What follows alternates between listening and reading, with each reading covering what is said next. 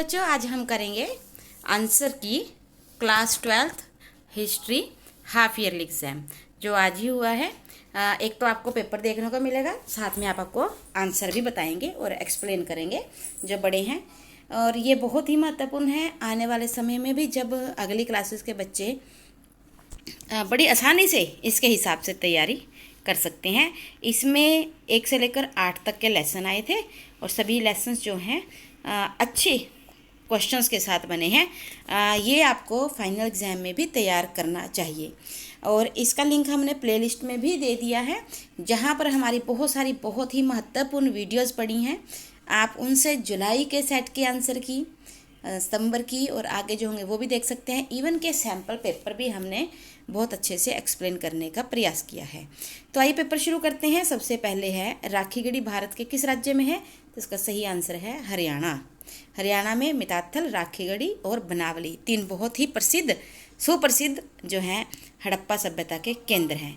उसके बाद है कलिंग का युद्ध कब हुआ? तो प्यारे बच्चों आपको बता दें, कलिंग जो है वो उड़ीसा का प्राचीन नाम है और कलिंग का युद्ध जो है वो 261 ईसा पूर्व में हुआ था, जो कि अशोक के द्वारा इस युद्ध में जो है उसके जीवन को बदलने वाली घटना का भी आरंभ होता है। उसके बाद वो हिंदू धर्म की बजाय बौद्ध धर्म को अपना लेता है और एक खुद का नया धर्म भी चलाता है।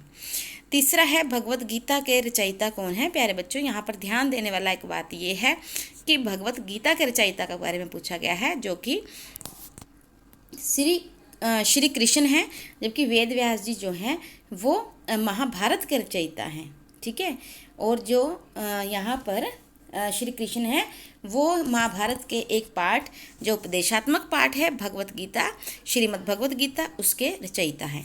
नेक्स्ट है त्रिरत्न का संबंध किस धर्म से है? तो इसका सही आंसर है जैन धर्म से। त्रिरत्न का सही जो संबंध है वो जैन धर्म से है, सत्य श्रद्धा, सत्य आचरण और सत्य ज्ञान। नेक्स्ट है शैव धर्म में सर्वोच्च देवता किसे माना गया है? तो इसका सही आंसर है शिव को। शैव धर्म या शैववाद जो है उसमें सबसे जो ऊपर हैं वो है शिव, उनकी आराधना की जाती है। नेक्स्ट है इब्न बतूता किस देश का निवासी था? तो इसका सही आंसर है प्यारे बच्चों मोरक्को। फिर उसके बाद आ जाएगा जगन्नाथ का मंदिर किस राज्य में है? तो इसका सही आंसर है उड़ीसा। फिर है हम्पी को किस वर्ष राष्ट्रीय धरोहर घोषित किया गया? तो इसका सही आंसर जो है वो है 1976। रैयत शब्द का क्या अर्थ है? इसका सही आंसर है कृषक। रैयत का सही आंसर क्या है? कृषक। उसके बाद है आईन अकबरी के लेखक कौन थे? इसका सही आंसर है अबुल फजल। फिर नेक्स्ट है मोहनजोदड़ो से क्या अभिप्राय है? देखिए मोहनजोदड़ो कैसे अभिप्राय है? मृतकों का टीला, ये सिंधी भाषा का शब्द है। मोयादा टीला उससे बना है, उससे रूपांतरित हुआ है, जिसका अर्थ है मृतकों का टीला। उसके बाद है अशोक ने कलिंग को कब विजित किया? 261 ईस्वी पूर्व। ऊपर भी सेम क्वेश्चन देखिए आ गया था। और उसके बाद महाभारत की रचना डैश ने की, हमने ऊपर भी बताया था महर्षि वेद व्यास ने। कुरान की रचना किस भाषा में की गई है? अरबी भाषा में। उसके बाद है सही गलत एक प्रश्न है। सांची का स्तूप दिल्ली में स्थित है, तो इसका आंसर है असत्य। क्यों? क्योंकि सांची का स्तूप तो भोपाल के से 20 किलोमीटर की दूरी पे यानी कि भोपाल में है, और भोपाल जो है वो मध्य प्रदेश की राजधानी है। उसके बाद आपको क्वेश्चन आते हैं 16 से 18 यानी कि 4 क्वेश्चन 2-2 नंबर के, जिसमें है मौर्यकालीन इतिहास को जानने के स्रोत। वैसे तो आपको इसको पूरा अच्छे से एक्सप्लेन करना है, हम आपको हिंट में देंगे। एक तो है कौटिल्य का अर्थशास्त्र, उसके बाद दूसरा जो है वो है मैगस्थनीज की इंडिका। ठीक, इंडिका, मैगस्थनीज की इंडिका। फिर तीसरी है विशाखा दत्त की मुद्रा राक्षस और चौथी आ जाएगी पुरांस। तो इस प्रकार से ये सभी जो हैं मौर्यकालीन इतिहास को जानने के हमारे प्रमुख स्रोत हैं। नेक्स्ट है भारत में परिवार व्यवस्था की 2 विशेषताएं। देखिए ये कितना इम्पोर्टेंट है कि परिवार जो थे उनके बारे में बताना है। तो उस समय भारत में संयुक्त परिवार प्रणाली प्रचलित थी। मातृवंशी परिवारों में घर की मुखिया स्त्री होती थी। हालांकि भारत में जो पितृवंशीय परंपरा का पालन किया जाता था, जिसमें परिवार का मुखिया जो होता था वो पिता होता था। ये आप 3 पॉइंट लिख सकते हैं परिवार व्यवस्था में। उसके बाद है बौद्ध धर्म के कोई 2 मूल सत्य। यहाँ पर बच्चे आज ज़बरदस्त कंफ्यूज्ड दिखे, वो शिक्षाएं लिखने का प्रयास कर रहे थे, लेकिन नहीं प्यारे बच्चों, इसमें जो 4 महान सत्य हैं उसमें से आप 2 लिख सकते हैं। क्योंकि हमने देखिए हमारा पेपर ये भी चेक करता है कि हम चीज़ों को कितना समझ रहे हैं।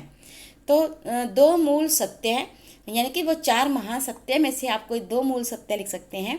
आप चाहे तो चारों के 4 भी लिख सकते हैं, गलत नहीं होगा। जैसे कि संसार दुखों का घर है, दुखों का कारण मनुष्य की तृष्णा यानी कि लालसा है। तृष्णा अगर खत्म होती है तो दुख भी खत्म हो जाएंगे। और चौथा पॉइंट इसका आ जाएगा, तृष्णा को खत्म करने के लिए अष्ट मार्ग पर चलना होगा। तो इस प्रकार से ये चारों जो आपके सामने प्रश्न थे वो 4 नहीं 16, 17, 18 3 प्रश्न, ये 2-2 नंबर के थे। उसके बाद है 19, 20, 21, अब 3 प्रश्न हैं। और इसमें मोहनजोदड़ो की जल निकास प्रणाली, जल निकास प्रणाली में नालियों की व्यवस्था आ जाएगी कि नालियाँ कितने बेहतरीन ढंग से बनाई गई थी। और साथ में आप लिखेंगे कि जो नालियाँ हैं, घर का, आंगन का, छत का पानी है, जो घर में बनी नाली होती थी उसमें जाता था, फिर वो बाहर जो नाली है गली के साथ उसमें जाता था, उसके बाद फिर वो बड़े नाले में जाती थी, और बड़े नाले से वो किसी एक बहुत बड़े गड्ढे में जो शहर से बनाया जाता था उसमें जाता था। इसके अलावा नालियाँ पक्की थी हाँ, लेकिन नालियों को ढकने का काम जो है वो प्लस्तर वगैरह नहीं था, बल्कि उसे पक्की ईंटों से ढका जाता था। क्योंकि जब भी आवश्यकता हो, जब भी सफाई करनी हो तो आराम से क्या क्या किया जा सकता था, आराम से वहाँ से ईंटों को हटाकर उसकी सफाई की जा सकती थी।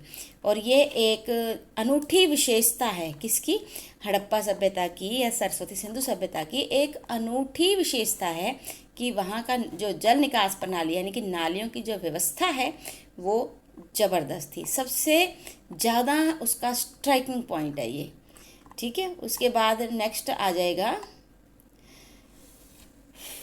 नेक्स्ट है शैववाद पर टिप्पणी करें। देखिए शैववाद मतलब एक ऐसा संप्रदाय या धर्म कह सकते हैं हम जिसका सर्वोच्च देवता जो है वो कोई और नहीं बल्कि कौन है, शिव है। शिव को अलग अलग रूपों में पूजा जाता था, जैसे कि शिवलिंग के रूप में धारण किया जाता था, उसकी पूजा की जाती थी। इसके अलावा शिव की मूर्तियां बनाई जाती थी जिसमें उन्हें एक मनुष्य के रूप में और एक तपस्वी साधु के रूप में दिखाया गया। और शिव जो हैं उनकी पूजा इवन के नटराज की मूर्तियों के रूप में भी की गई, बहुत फेमस रही। और जो लोग इसकी पूजा करते थे वो सभी शैव, शिव नहीं शैव कहलाए। ठीक है, तो आप यहाँ पर 3-4 पॉइंट इसके अंदर लिख सकते हैं कि शैववाद जो है एक ऐसा धर्म या संप्रदाय था जिसका सर्वोच्च देवता जो था शिव थे, और उनकी पूजा जो है उन्हें भगवान मानकर की जाती थी। ये विभिन्न रूपों में होती थी, शिवलिंग के रूप में होती थी। इसके अलावा मूर्तियां बनाई जाती थी, और मूर्तियों में भी जो सर्वाधिक फेमस रही हैं वो नटराज की जो मूर्तियां हैं, नटराज रूप में शिव की मूर्तियां हैं, और जो आमतौर पर कांसे से बनाई जाती थी, बहुत फेमस थी। और जो शैववाद है ये उस समय का बहुत लोकप्रिय ही संप्रदाय था, और शैववाद में जो अनुयायी थे यानी कि शिव को मानने वाले थे वो शैव कहलाए। उसके बाद है मुगल काल में ग्राम पंचायतों के कार्य। ग्राम पंचायतें जो थी उस समय क्या क्या कार्य करती थी उस पर भी हम जो है इसमें चर्चा करेंगे। हमने अभी यहाँ पर वो काम नहीं करना जो हम नॉर्मली कर देते हैं कि जो पंचायतें हैं सड़कों का निर्माण करती हैं या कुछ नहीं। प्यारे बच्चों, यहाँ पर हम जो बात करेंगे वो कि पंचायतें जो थी वो क्या कार्य करती थी। जैसे कि पंचायत में आप बड़े आसान से पॉइंट हैं कि गांव की आय व्यय का हिसाब किताब रखना, जाति व्यवस्था को बनाए रखना भी पंचायत का एक बहुत बड़ा कार्य था। ग्रामीण स्तर पर जो सामूहिक कार्य होते थे यानी कि जैसे कि तालाब की व्यवस्था करना, सड़कें बनाना या फिर जल की व्यवस्था करवाना, सामूहिक रूप से जो सभी यूज़ कर सकते थे वो भी जो है पंचायत के द्वारा किए जाते थे। गांव में शांति व्यवस्था बनाए रखना भी पंचायत का कार्य होता था। इसके अलावा एक बहुत बड़ा कार्य क्या था कि मान लीजिए क्योंकि हर पंचायत का एक अपना कोष होता था, खजाना होता था, जिसमें वो गांव वालों से थोड़ा थोड़ा पैसा लेकर एकत्रित करते थे। और जब कभी कोई आपदा आती थी, कोई विपदा आती थी या अकाल का समय होता था तो उसी खजाने से गाँव वासियों का भरण पोषण किया जाता था। तो इस प्रकार में पंचायतें जो थी अपने आप में बहुत बेहतरीन कार्य कर रही थी। नेक्स्ट क्वेश्चन बेटा आपके पास है, बड़े क्वेश्चन है 5-5 मार्क्स के। वो क्या है? एक तो है हड़प्पा सभ्यता के पतन के कारण, आप बहुत आसानी से लिख सकते हैं। आर्यों का आक्रमण लिख सकते हैं, जलवायु परिवर्तन लिख सकते हैं, बाढ़ लिख सकते हैं, भूकंप लिख सकते हैं, महामारी लिख सकते हैं। अगर आप देखें तो 10th की जो SCERT की बुक आई है, बहुत ही बढ़िया, बहुत ही बेहतरीन, जिसमें लिखा गया है कि एक अध्ययन से पता चला, अध्ययन जो था वो 42 कंकालों पे किया गया था, जिसमें से 41 की मृत्यु जो थी वो मलेरिया की वजह से हुई। यानी कि मलेरिया और प्लेग जो हैं वो भी हड़प्पा सभ्यता के पतन का कारण हो सकती हैं। तो इस प्रकार से 5 पॉइंट हो गए। आर्यों का आक्रमण, बाढ़, जलवायु परिवर्तन, भूकंप, अग्नि लिख सकते हो, महामारी लिख सकते हो। उसके बाद है जाति प्रथा के गुण और दोष। यहाँ पर सबसे पहले आपको देखो, ये 5 नंबर का क्वेश्चन है, तो आपको सबसे पहले तो बताना होगा कि जाति प्रथा क्या है, जो कि पुर्तगाली शब्द कास्टा से लिया गया है, कास्टा से कास्ट बना है, और जिसमें क्या होता है कि जो एक समाज है वो एक जाति से बने होते हैं। वर्ण में तो देखिए 4 ही वर्ग होते हैं, परंतु जातियाँ जो हैं अनेक हैं समाज में, और ये मुख्य रूप से कार्य करने वाले लोगों का समूह था, एक कार्य करने वालों का। जैसे मान लीजिए अगर कोई लोहे का काम करता है तो लोहार उनकी कास्ट बन जाती थी, कोई गहनों का, आभूषणों का कार्य करता है तो वो सुनार बन जाते थे। इस प्रकार से जो है जाति प्रथा चलती थी। और अगर हम बात करें गुणों की, तो गुणों में इसका हम लिख सकते हैं, एक तो कार्य में निपुणता आती थी, क्योंकि पीढ़ी दर पीढ़ी सेम काम किया जाता था, तो बच्चे शुरू से लोग जब काम करते थे, बचपन से ही करते थे, वो धीरे धीरे बहुत ज़्यादा एक्सपर्ट हो जाते थे। कार्य में निपुणता। दूसरा आप लिख सकते हो रक्त की शुद्धता, ये गुण थे। और अगर आप दोष की बात करें तो दोषों में आप बड़ी आसानी से लिख सकते हैं, छुआछूत की भावना को प्रोत्साहन मिलता था, और जाति जो थी सामाजिक एकता के मार्ग में बाधक थी। अब हम नेक्स्ट क्वेश्चन की बात करें, जो कि लास्ट भी है, मुगल काल में भूमि कर एकत्रित करने की विधियाँ। तो भूमि कर एकत्रित करने की विधियां जो मुगल काल में थी वो 3 बहुत फेमस थी। उन तीनों की बात करें तो हम उसमें भी सबसे ज़्यादा जो फेमस थी, एक तो जब्ती प्रणाली थी, पंजाब, दिल्ली, आगरा, अवध जैसे भागों में थी। कृषकों से 5 या 10 वर्ष का समझौता कर लिया जाता था, और इसका सबसे बड़ा फायदा था कि सरकार की आमदनी निश्चित हो जाती थी। दूसरी जो प्रथा भूमि कर एकत्रित करने की विधि थी वो थी गल्ला बख्शी प्रणाली, जो कि काबुल, कश्मीर, कंधार में प्रचलित थी, जिसे गल्ला बख्शी या बटाई प्रणाली भी कहा जाता था। इससे खड़ी फसल को देखकर अनुमान लगाया जाता था कि इसका कर कितना निर्धारित होना चाहिए। तीसरी थी कनकुत, जिसे नस्क प्रणाली के नाम से भी जाना जाता है। इसमें फसल को काटने के बाद राज्य का हिस्सा निर्धारित किया जाता था। बिहार, बंगाल, उड़ीसा और बरार में इसका काफ़ी प्रचलन था। उसके बाद है गुरु नानक देव जी की शिक्षाएं। गुरु नानक देव जी की शिक्षाओं में प्यारे बच्चों, सबसे पहले आप उनका थोड़ा सा जीवन अवश्य बताएं और फिर उनकी शिक्षाएं लिखें। जैसे कि ईश्वर का एक रूप, उनकी शिक्षाओं में उनका मानना था कि ईश्वर एक है, सर्वशक्तिमान है, अनंत निराकार है, निर्गुण और सगुण दोनों हैं। फिर दूसरा है एकता में बल।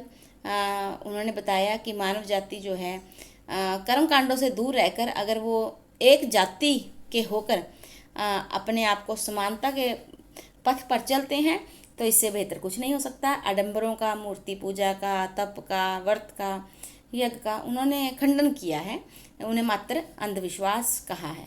फिर ईश्वर की असीम कृपा, गुरु नानक देव जी का बहुत ही बड़ी शिक्षा थी कि ईश्वर की असीम कृपा से ही हमें गुरु मिलते हैं, और उनकी कृपा पाने के लिए हमें सदैव अच्छे कर्म करने चाहिए, क्योंकि जब ईश्वर की असीम कृपा प्राप्त होती है तो सभी प्रकार की अज्ञानता दूर हो जाती है।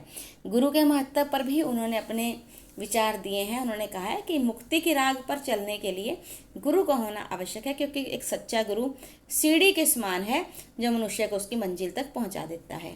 और स्त्रियों के बारे में उन्होंने बहुत सम्मानजनक शब्द कहे हैं। उन्होंने आशा की वार में भी कहा है कि एक स्त्री ही राजा को जन्म देती है, इसलिए उसका मान सम्मान करना चाहिए। सो क्यों मंदा आखे जित जमन राजा। तो इस प्रकार से ये शब्द जो हैं और ये शिक्षाएं हैं गुरु नानक देव जी के। मैं तो आपको यही सलाह दूंगी, अगर दोनों में से आपको चूज़ करना हो तो आप गुरु नानक देव जी की शिक्षाओं को अवश्य चूज़ करें, उसी को लिखें, क्योंकि उसमें बेहतरीन पॉइंट्स हैं, साथ में कुछ कोटेशंस हैं जो जिन्हें आप अच्छे से ऐड कर सकते हैं। बाकी क्वेश्चन दोनों ही अच्छे हैं। तो इसके साथ ही अब आप आंकलन करके बताएं, अवश्य बताएं आपके कितने मार्क्स बने हैं। और अगर कोई समस्या है, कोई भी इशू है, तो हमें कमेंट करें, हम उसका जवाब अवश्य देंगे। और अगर आपको और वीडियोस देखनी है तो हमारी प्लेलिस्ट में जाइए, डिस्क्रिप्शन बॉक्स के, आपको बहुत सारी वीडियोस वहाँ पर मिल जाएंगी। Thank you for watching the video. Thank you so much. Have a nice day.